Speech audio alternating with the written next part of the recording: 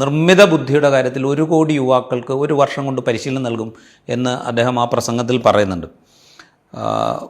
പ്രായം കൊണ്ട് യുവാവാണോ അല്ലയോ എന്നുള്ളതല്ലാതെ ഞാൻ ഈ AI ഉപയോഗിച്ചുകൊണ്ട് എന്നാൽ പരിശീലനം തുടങ്ങിക്കളയാം എന്ന് തീരുമാനിച്ച് ഈ കഴിഞ്ഞ 2014 ശേഷമുള്ള നരേന്ദ്രമോദിയുടെ സ്വാതന്ത്ര്യദിന പ്രഭാഷണങ്ങൾ ഒന്ന് താരതമ്യപ്പെടുത്താൻ പല AI ടൂളുകളോട് ആവശ്യപ്പെട്ടിരുന്നു. ഏതാണ്ട് എല്ലാ AI ടൂളുകളും ഒരേ തരത്തിലുള്ള മറുപടി തന്നു എന്നുള്ളതാണ് കൗതുകകരം. അതായത് 2014 പറഞ്ഞ പല കാര്യങ്ങളും 16 ആവർത്തിക്കുന്നു, 17 ആവർത്തിക്കുന്നു, 18 ആവർത്തിക്കുന്നു, 19 ആകുമ്പോൾ ആവർത്തനം നിർത്തുന്നു. അതിൽ ഏറ്റവും പ്രധാനപ്പെട്ടത് ഈ പ്രസംഗത്തിൽ പറഞ്ഞ സ്കൂളിലെ ടോയ്ലറ്റ് നിർമ്മാണമാണ്. സ്കൂളുകളിലെ ടോയ്ലറ്റ് നിർമ്മാണം 2014 അപേക്ഷിച്ച് 4 മടങ്ങ് വർദ്ധിച്ചു എന്നാണ് അദ്ദേഹം ഈ പ്രസംഗത്തിൽ പറയുന്നത്.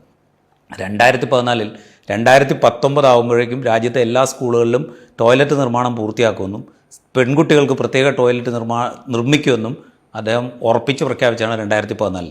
2019 ശേഷം ഇത് ആദ്യമായിട്ടാണ് ടോയ്ലറ്റ് നിർമ്മാണത്തെക്കുറിച്ച് അദ്ദേഹം സ്വാതന്ത്ര്യ പ്രഭാഷണത്തിൽ പറയുന്നത്. അത് കഴിഞ്ഞിട്ട് 2017, 18, 19 ഒക്കെ അദ്ദേഹം പറഞ്ഞത് കർഷകരുടെ വരുമാനം ഇരട്ടിയാക്കും എന്നുള്ളതായിരുന്നു. അതിനൊരു എന്താ പറയുക കാലപരിധി നിശ്ചയിച്ചിരുന്നു 2022 വരെ. 2022 കർഷകരുടെ വരുമാനം ഇരട്ടിയാക്കും എന്ന് അദ്ദേഹം സ്വാതന്ത്ര്യദിന പ്രഭാഷണങ്ങൾ തുടർച്ചയായി പറഞ്ഞിരുന്നു. 2022 ആയപ്പോൾ അതിനെക്കുറിച്ചുള്ള പരാമർശം നിന്നു. അങ്ങനെ ഇരട്ടിയായിട്ടില്ല എന്നുള്ള വസ്തുത അവിടെ നിൽക്കുന്നു, ആ പരാമർശം നിന്നു. പിന്നെ 2002 മുതൽ തുടങ്ങുന്നത് 2047 ആകുമ്പോഴത്തേക്കും രാജ്യം വികസിത രാജ്യമായി മാറും എന്നുള്ളതായിരുന്നു.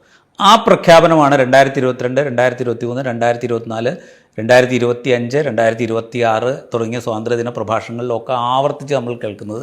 2047 ആകുമ്പോഴത്തേക്കും രാജ്യം വികസിത രാഷ്ട്രമായിട്ട് മാറും എന്നുള്ള പ്രഖ്യാപനമാണ്.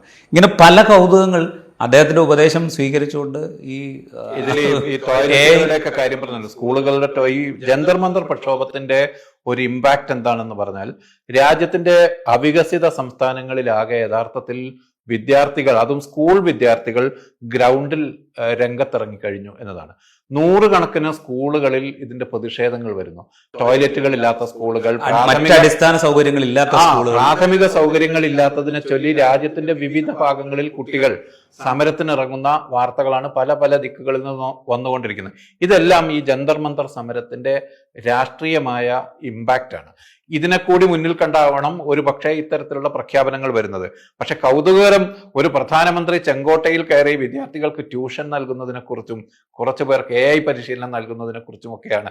നയപരമായ എന്ത് മാറ്റമുണ്ടാകും, അതല്ലെങ്കിൽ വിദ്യാർത്ഥികൾ ഉന്നയിച്ച ജനാധിപത്യ സ്ഥാപനങ്ങളുടെ ക്രെഡിബിലിറ്റിയും അക്കൗണ്ടബിലിറ്റിയും തകർന്നിരിക്കുന്നു, അത് പുനഃസ്ഥാപിക്കണം. രാജ്യത്തെ മാധ്യമങ്ങളുടെ അക്കൗണ്ടബിലിറ്റി ഇല്ലാതായിരിക്കുന്നു, അത് പുനഃസ്ഥാപിക്കണം. ജുഡീഷ്യറി ഉൾപ്പെടെ CJP മുന്നോട്ട് ജുഡീഷ്യറിയുമായി ബന്ധപ്പെട്ട പ്രശ്നങ്ങൾ പരിഹരിക്കണം. അതോടൊപ്പം തന്നെ ഈ പൊതുവായുള്ള ഇത്തരത്തിൽ ക്രെഡിബിലിറ്റി നഷ്ടപ്പെട്ട സ്ഥാപനങ്ങളുടെ വിശ്വാസ്യത പുനഃസ്ഥാപിക്കണം.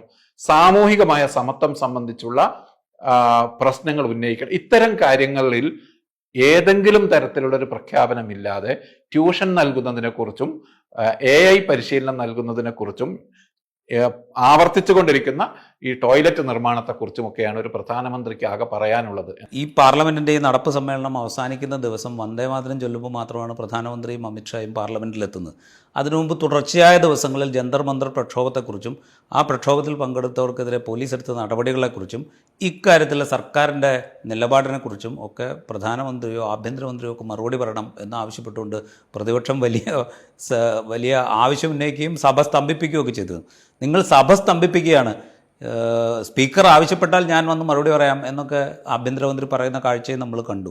ഇപ്പോൾ പാർലമെൻറ്റിൽ വന്ന് മറുപടി പറയാൻ തയ്യാറാകാത്തൊരു പ്രധാനമന്ത്രി ചെങ്കോട്ടയിൽ പോയി കഴിഞ്ഞൊരു 2014 മുതൽ ഇതുവരെയുള്ള ഒരു 12 വർഷത്തെ അതാണ് അതിന്റെ പ്രശ്നം. അതായത് പാർലമെന്റിൽ അവരുടെ ഓഫീസുകളിൽ വന്നു പോകുന്നു ദിവസം. പാർലമെന്റ് സമുച്ചയത്തിനകത്തുള്ള ഓഫീസുകളിൽ പ്രധാനമന്ത്രിയും ആഭ്യന്തരമന്ത്രിയും വന്നു പോകുന്നു. എന്നാൽ പാർലമെന്റിന്റെ ഫ്ലോറിലേക്ക് ഈ രാജ്യത്തിന്റെ പ്രതിനിധാനമുള്ള അംഗങ്ങളുടെ ഫ്ലോറിലേക്ക് വന്ന് ഇത് വിശദീകരിക്കാൻ തയ്യാറാകുന്നില്ല. ഇത് തന്നെയാണ് കുട്ടികൾ ആവശ്യപ്പെട്ടത്, ജനാധിപത്യ സ്ഥാപനങ്ങളുടെ വിശ്വാസ്യത എന്ന്. അതിന് തയ്യാറാവുന്നില്ല എന്ന് മാത്രമല്ല, അതിനു നേരെ ഒരു തരം മോക്കറി കാണിക്കുന്ന വിധത്തിൽ ഓഫീസിൽ വരുന്നു പക്ഷേ ഫ്ലോറിലേക്ക് വരുന്നില്ല എന്ന നിലപാടെടുക്കുന്നു. അതിനുശേഷം പാർലമെന്റിനെ ഇങ്ങനെ അവഗണിച്ചതിന് ശേഷം പൊതുവിടത്ത് വന്ന് ഇത്തരത്തിലുള്ള പ്രഖ്യാപനങ്ങൾ നടത്തുന്നു. പൊതുവിടത്ത് വന്ന് ആ പ്രഖ്യാപനം നടത്തുമ്പോൾ വേറൊരു കാര്യം കൂടി ശ്രദ്ധിക്കണം. ഞാൻ ഈ AI വേറൊരു കാര്യം കൂടി ചോദിച്ചു.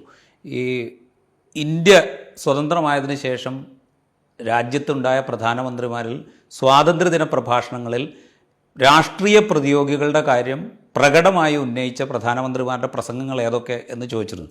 അപ്പോൾ അതിങ്ങനെ റേറ്റ് ചെയ്യുകയാണ് AI ടൂളുകൾ മിക്കവാറും എല്ലാം ചെയ്തത്. ചിലത് വളരെ ലോ, അതായത് ഇപ്പോൾ ജവഹർലാൽ നെഹ്റു വളരെ ലോ ആണ്, ഇന്ദിരാഗാന്ധി മോഡറേറ്റ് ആണ്, പക്ഷെ അത് പരോക്ഷമായ പരാമർശങ്ങളായിരുന്നു. പിന്നെ IK ഗുജറാൾ, ദേവഗൗഡ, VP സിംഗ്, അടൽ ബിഹാരി വാജ്പേയി പോലും വളരെ പരോക്ഷമായി മാത്രമേ രാഷ്ട്രീയ എതിരാളികളുടെ കാര്യം സ്വാതന്ത്ര്യദിന പ്രഭാഷണങ്ങളിൽ പറഞ്ഞിരുന്നുള്ളൂ. പക്ഷേ നരേന്ദ്രമോദിയുടെ കാര്യത്തിൽ അത് വളരെ ഹൈ ആണ് എന്ന് അതിൽ ഈ AI ടൂളുകളൊക്കെ പറയുന്നുണ്ട്. ഞാൻ ഈ AI ടൂളുകളുടെ കാര്യം സവിശേഷമായി പറയുന്നത് പ്രധാനമന്ത്രിയുടെ ഉപദേശം സ്വീകരിച്ചിട്ടാണ് ഇത് ചെയ്യുന്നത് എന്നുള്ളതുകൊണ്ടാണ്. അത് മാത്രമല്ല, ഈ മോഡറേറ്റ് ഹൈ ആണ് എന്ന് പറയുമ്പോൾ ഈ പ്രസംഗം എടുത്തു കഴിഞ്ഞാൽ ഈ പ്രസംഗത്തിൽ അദ്ദേഹത്തിൻ്റെ ഭരണകാലത്തെ മുഴുവൻ താരതമ്യം ചെയ്യുന്നത് 2014 ഞാൻ അധികാരത്തിൽ വന്നതിന് ശേഷം 2014 എന്ന് ആവർത്തിച്ച് പറഞ്ഞുകൊണ്ടാണ്. അത് 2014 മുമ്പ് രാജ്യം എന്തോ വലിയ പിന്നാക്കാവസ്ഥയിലായിരുന്നു, അതിനുശേഷമാണ് ഇതിൻ്റെ ഗതി മുഴുവൻ മാറിയത് എന്ന് സ്ഥാപിക്കാനും അതിന് തടസ്സം നിൽക്കുകയാണ് പ്രതിപക്ഷ കക്ഷികൾ എന്ന് എക്സ്പ്ലിസിറ്റായി പറയാനും സ്വാതന്ത്ര്യദിന പ്രഭാഷണത്തെ വരെ പ്രധാനമന്ത്രി ഉപാധിയാക്കുന്നു എന്നൊരു ദൈന്യാവസ്ഥയും രാജ്യത്തോട് നടത്തിയ പ്രസംഗത്തിലും ഇങ്ങനെ തന്നെയായിരുന്നു. വലിയ തോതിലുള്ള രാഷ്ട്രീയ പ്രസംഗമായിരുന്നു അത്. അപ്പോൾ അതാണ് ഇതിലെ ഒരു അടിസ്ഥാന പ്രശ്നം എന്ന് പറയുന്നത്. ജനാധിപത്യ സ്ഥാപനങ്ങളുടെ ഒരു പവിത്രതയെ അവഗണിക്കുക, അതിന്റെ വിശ്വാസ്യതയെ തന്നെ തകർക്കുക, അത് ആവശ്യമില്ലാത്ത ഒരു സംവിധാനമാണ് എന്ന പ്രതീതി സൃഷ്ടിക്കുക, ഒടുവിൽ പാർലമെന്റിന്റെ അവസാന ദിവസം വന്ന് പാർലമെന്റിൽ അറ്റൻഡ് ചെയ്ത് തിരിച്ചു പോകുന്നത് പോലെയുള്ള മോക്കറി അതിനോട് കാണിക്കുക, ഇത്തരത്തിലുള്ള നയപരമായ കാര്യങ്ങളിൽ നിലപാട് പറയാതിരിക്കുകയും വികസനപരമെന്ന് തോന്നുന്ന ചെറിയ ചെറിയ പ്രഖ്യാപനങ്ങളിലൂടെ ഇതിനെ വൈറ്റ് വാഷ് ചെയ്യാൻ ശ്രമിക്കുകയും അതോടൊപ്പം തന്നെ വിമർശനങ്ങൾക്ക് നേരെ വിമർശനങ്ങളുടെ എല്ലാം പിന്നിൽ രാഷ്ട്രീയമായ ദുരുദ്ദേശമാണ്, അതല്ലെങ്കിൽ ഇത്തരത്തിലുള്ള മാവോയിസ്റ്റ് സ്വാധീനം പോലെയുള്ള ബൗദ്ധിക കേന്ദ്രങ്ങളാണ് എന്ന ആക്ഷേപം ഉന്നയിക്കുക.